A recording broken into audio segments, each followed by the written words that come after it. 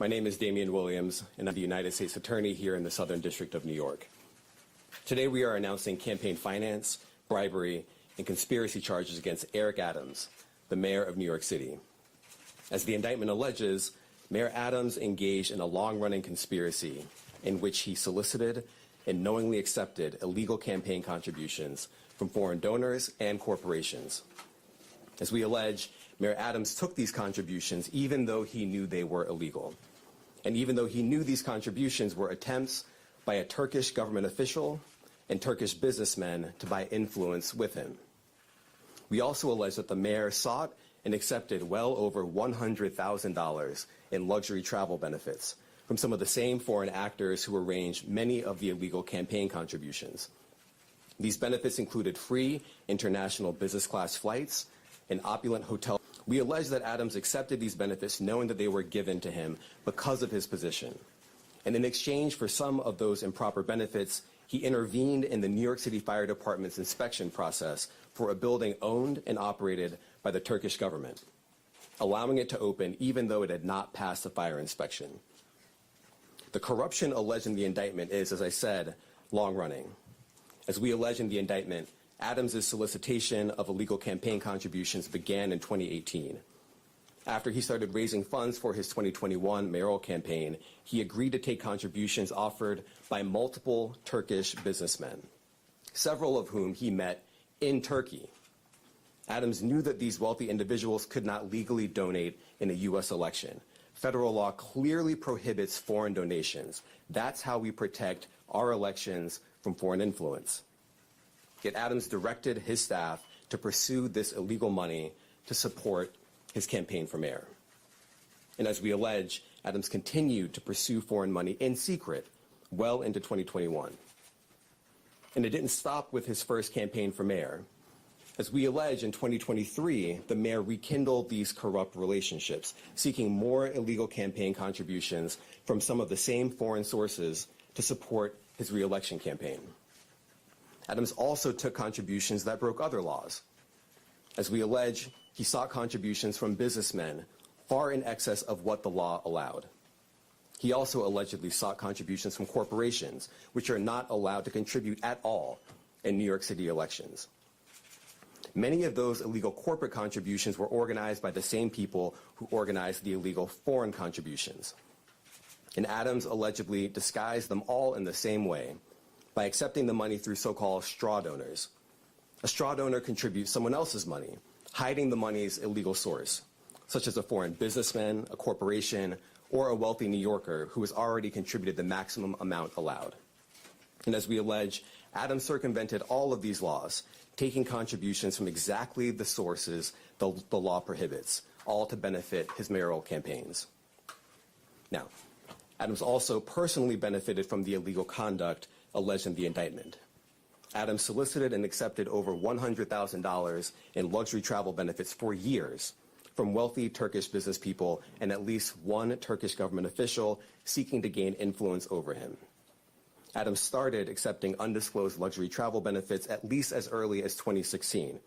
He took these benefits nearly every year through 2021. Here are some of the benefits that we uncovered during our investigation. In 2016, Adams flew to India through Turkey and received 2 free round-trip upgrades for business class seats. That's the highest class on Turkey's national airline. Those upgrades were worth more than $12,000, and none of it was publicly disclosed. In 2017, Adams accepted free business class tickets for himself and his travel companions to France, Turkey, and China. And he was put up in the Bentley Suite in the St. Regis Hotel in Istanbul. All of that was worth more than $41,000, and none of it was publicly disclosed. Also in 2017, he flew to China, again, through Turkey, and accepted 2 free business class tickets for himself and a companion. Those were worth more than $16,000, and none of it was publicly disclosed. In 2018, he flew to Hungary, through Turkey, and accepted free upgrades for business class seats. Those were worth more than $12,000, and none of it was publicly disclosed. In 2019, he flew to Turkey and accepted a free upgrade to business class for his companion and a free stay in a lavish suite at the St. Regis Hotel in Istanbul. that was worth more than $9,000. And again, none of it was publicly disclosed. In 2021, Adams solicited business class tickets to Istanbul, stays at luxury hotels and resorts, yacht tours, and meals. As we allege, he asked to pay a nominal fee for all of this in order to disguise what we allege were in fact bribes. He canceled that trip at the very last minute, but the benefits that he solicited were worth more than $21,000. And later in 2021, Adams flew to Ghana, again through Turkey, and accepted free business class ticket upgrades and other gifts while he was on a layover in Istanbul. Those benefits were worth more than $12,000. And just like all the other benefits I've just run through, none of it was publicly disclosed. Now, I want to be clear. These upgrades and freebies were not part of some frequent flyer or loyalty program available to the general public. As we allege, this was a multi-year scheme to buy favor with a single New York City politician on the rise, Eric Adams. Now, this is a chart with all of the undisclosed travel benefits that we uncovered during the investigation. We just list it all out here. You see the year, 2016, 2017, 2017, 2018, 2019, and 2021. The destination, India all the way to Ghana. The benefits, the free upgrades or free tickets altogether, the hotel stays, and the value. And if you just sum up all the dollar amounts here, you get to more than $100,000. And of course, as I said before, every single trip that we list here was undisclosed.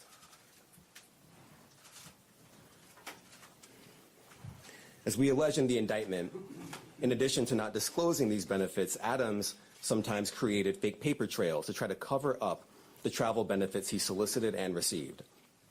Let me give you one example. Adams wrote emails to his staff suggesting he paid for his 2017 business class flights on the Turkish airline when, as we allege, he did not. Those flights were worth a lot of money. Just one ticket alone cost more than $10,000. But months after taking the flights, Adams wrote an email to a staff member and told the staff member that he had left cash in her desk drawer and that she should send the money to the Turkish airline to pay for a trip he had already taken. As the indictment makes clear, that's just a clumsy cover-up. Now, just because Adams received benefits for free, that doesn't mean that there weren't strings attached. As we allege, a particular Turkish government official behind many of the benefits Adams sought and accepted gave Adams all these things to gain influence over him. We allege that Adams knew that and took the benefits anyway. We allege that when the Turkish government official needed him, Adams also took corrupt official action in exchange for some of the luxury travel benefits. In 2021, the Turkish government official was trying to open a brand new high-rise building in Manhattan that would house Turkey's consulate. There was significant time pressure because the Turkish official desperately needed the building to be open in time for a visit from Turkey's president. This building was important to the Turkish official, and it was important to Turkey. But the FDNY's fire safety professionals wouldn't let the building open because the building hadn't passed an inspection. And not just that. Some of the people at FDNY thought the building had so many issues and defects that the building was not safe to occupy. So the Turkish official sent word to Adams that it was, quote, his turn, unquote, to support Turkey. And as we allege, Adams delivered and pressured the fire department to let the building open. The FDNY professionals were convinced that they would lose their jobs if they didn't back down. And so they did. They got out of the way and let the building open. The Turkish official got what he wanted, and as we explained in the indictment, just 4 days after Adams held up his end of the bargain, he went right back to soliciting more travel benefits from the Turkish airline. Now, I want to make 3 things crystal clear.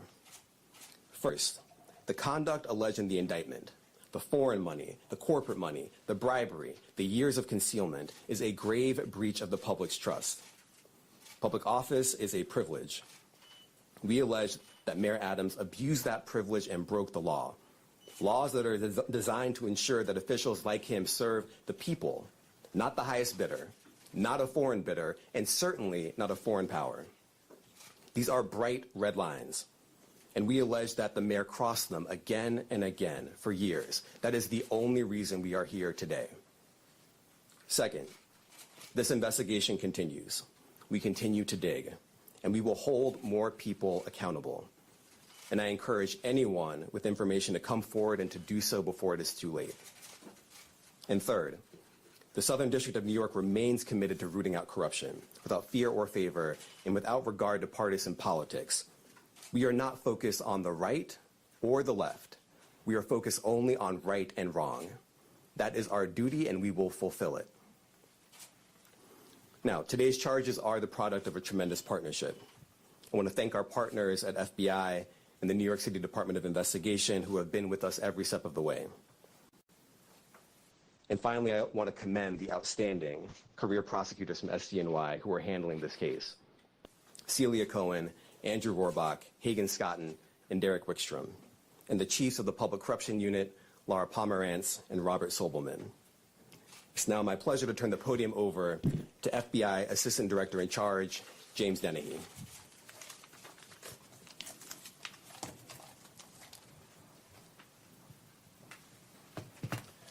Good morning, and thank you for being here today. The indictment of a sitting mayor is not just another headline.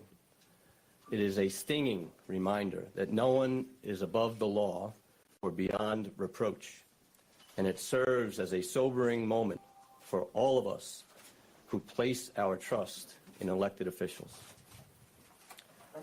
Today's indictment sends a powerful message to every elected official in this country. Public service is a profound responsibility and should be a noble calling. When that's perverted by greed and dishonesty, it robs us of our trust. It's a pact between leaders and their communities, built on the pillars of trust, accountability, and transparency. When that pact is broken, the consequences ripple far beyond one office or one election cycle. We know not all leaders are corrupt. We know there are countless public servants who wake up every day with the intention of doing right by their constituents. But we cannot ignore the shadow cast by moments like this. When trust is eroded, it takes years, sometimes decades, to rebuild. The weight of today's actions falls not just on the indicted official, but on every other public official who must now work harder to earn the public's confidence in them. It's important to remember accountability isn't just about punishing those with alleged wrongdoings. It's about lifting the communities they've let down. It's about rebuilding, restoring, and reimagining what public servants can and should do. It's up to us to demand more from our leaders, to hold them to the highest standards, and to remind them that the power of public office should never be abused.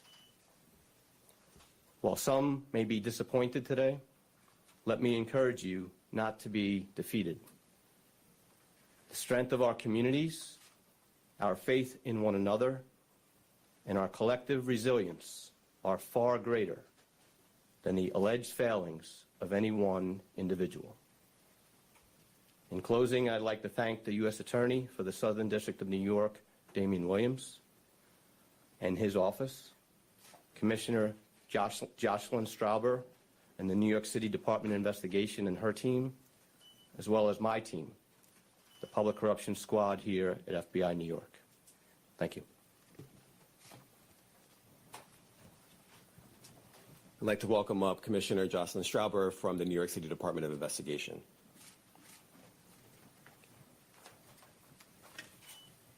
Thank you, Damian. Good morning. Today, for the first time in New York City's modern history, we announce criminal charges against the sitting mayor of New York City. As our highest elected official, the mayor should set the standard for all of city government and exemplify the integrity, transparency, and dedication to serving the public that all New Yorkers deserve. Instead, the indictment unsealed today alleges that Mayor Adams abused his power and position for nearly a decade as Brooklyn Borough President and as mayor to enrich himself and his mayoral campaigns. As charged, he sought and received illegal campaign contributions, luxury travel, and other personal benefits from foreign nationals, as well as individuals and businesses. He allegedly took steps to conceal those illegal contributions and personal benefits and involved city employees and campaign staff in that concealment. As the indictment explains, this kind of corruption has real costs to the city and to the public. As alleged, the mayor's 2021 campaign falsely certified compliance with campaign finance laws in order to conceal those illegal campaign contributions, and as a result of those false certifications, received over $10 million in public matching funds. The mayor's alleged acceptance and concealment of illegal contributions and personal benefits gave overseas benefactors, wealthy individuals, and businesses undue influence over the mayor, influence that federal and local laws seek to prevent. And as charged, in exchange for certain personal benefits, the mayor pressured the New York City Fire Department investigations confidentially and wholly independent of City Hall. We handled this investigation as we would any other, following the facts and seeking to hold wrongdoers accountable no matter their role or title. Our unique access to city records and expertise in matters of city government make us a critical partner in the fight to root out corruption, working closely with our law enforcement colleagues at the FBI and the U.S. Attorney's Office. If you have information about this case or about illegal conduct by any New York City official or employee, I encourage you to contact DOI by email at tipline@doi.nyc.gov or by phone at 212-825-2828. I want to thank the U.S. Attorney's Office for the Southern District of New York and the FBI for their partnership on this investigation. And I want to recognize and thank the dedicated, hardworking DOI investigators who are handling this matter. Senior Inspector General Eleanor Rivkin, Inspector General Audrey Feldman, Deputy Inspectors General Arturo Sanchez and Trenton Sweeney, and their supervisors, Deputy Commissioners Christopher Ryan and Dominic Zarella. Thank you. Thank you, everyone. Can you just say, Mayor Eric Adams has said he's not going to resign. He said that this is a witch hunt because